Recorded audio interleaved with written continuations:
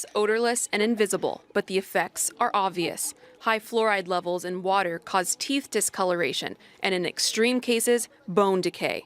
But a solution, ironically, comes from bones of a different kind.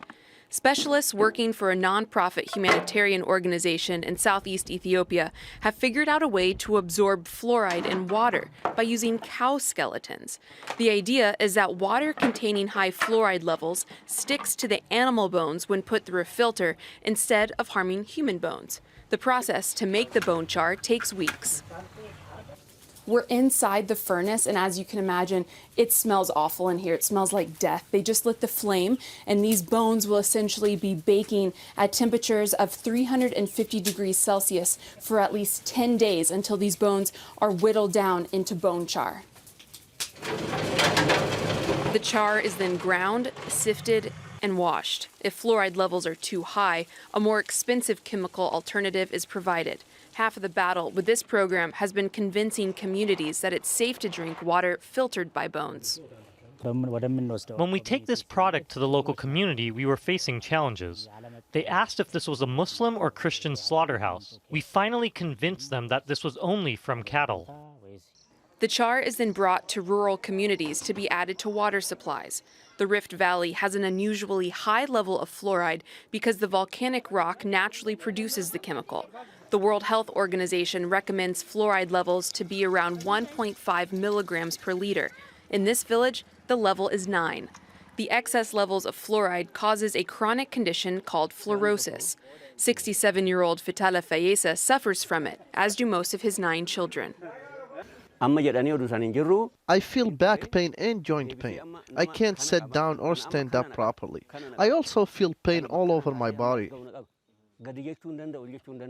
The effects of fluorosis are irreversible, but increasing calcium intake can help. 97,000 people have been helped by the char program, but 16 million are affected. This project is just scratching the surface. But for those in this village, safer drinking water is making a difference.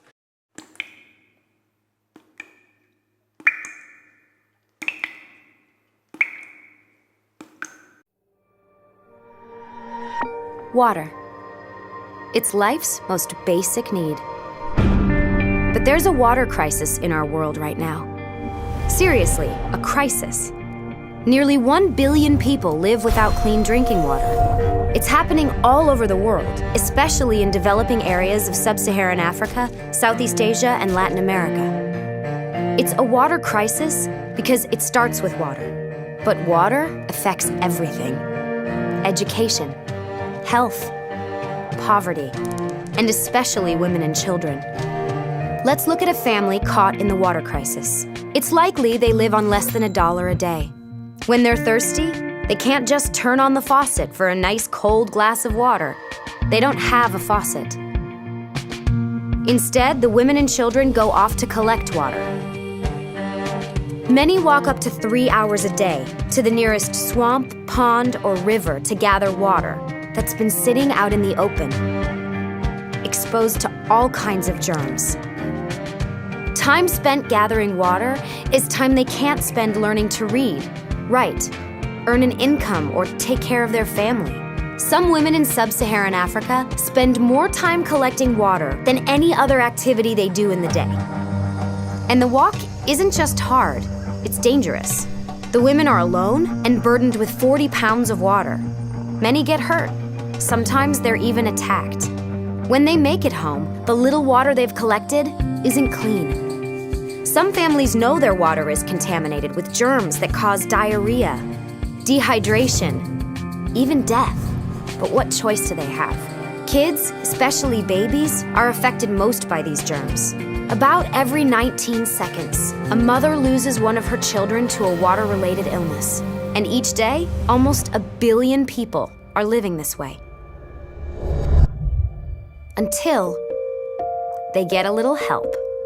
The water crisis is solvable. There are solutions. Some are brand new and innovative, like water filtration systems. Some are age-old, like drilled or hand-dug wells.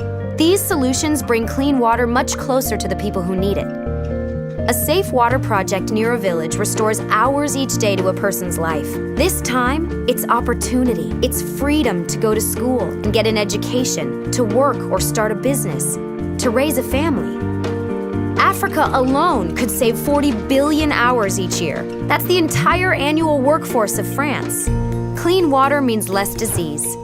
That's less money spent on medicine, which means more money for books and school uniforms. And if the water project is built near a school, it can increase attendance, especially among young girls. The water crisis is vast, but we can solve it. Just $20 can provide one person with access to a clean water project in their village. And this will mean more than clean water. Because water changes everything.